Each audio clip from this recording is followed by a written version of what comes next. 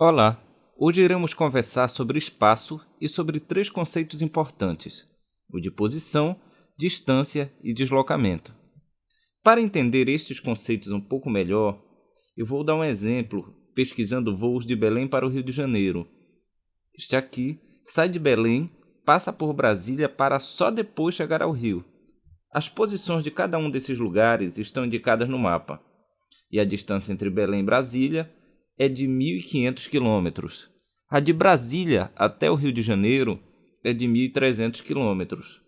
No fim da viagem, de Belém para o Rio, a distância percorrida foi a soma das distâncias individuais, ou seja, 1.500 de Belém até Brasília, mais 1.300 de Brasília até o Rio de Janeiro, que dá 2.800 quilômetros.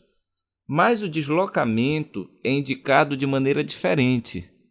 O deslocamento é a medida da distância entre o início e o fim da trajetória.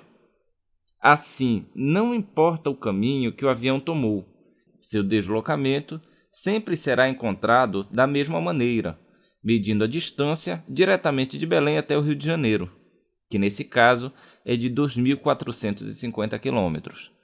Vamos ver se você realmente entendeu. Veja este mapa. Dois carros, um azul e um verde, vão sair do ponto A para ir até o ponto B, mas por caminhos diferentes. Então, esta linha marca a distância percorrida pelo primeiro carro, e esta outra marca a distância percorrida pelo segundo carro. Mas, se fizermos um vetor que sai diretamente da posição inicial e vai até a posição final, teremos o deslocamento.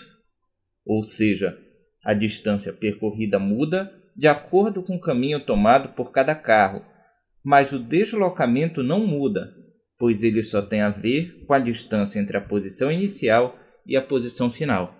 Resumindo, a posição nada mais é do que a indicação de um lugar medido em relação ao referencial. Eu vou representar a posição pela letra S.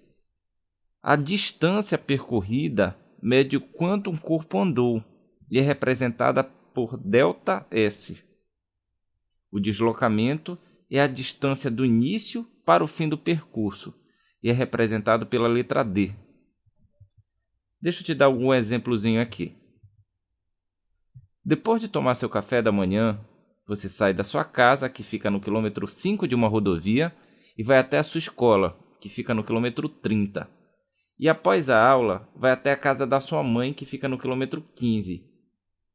Primeira pergunta: qual a posição da sua casa, da sua escola e da casa da sua mãe, respectivamente?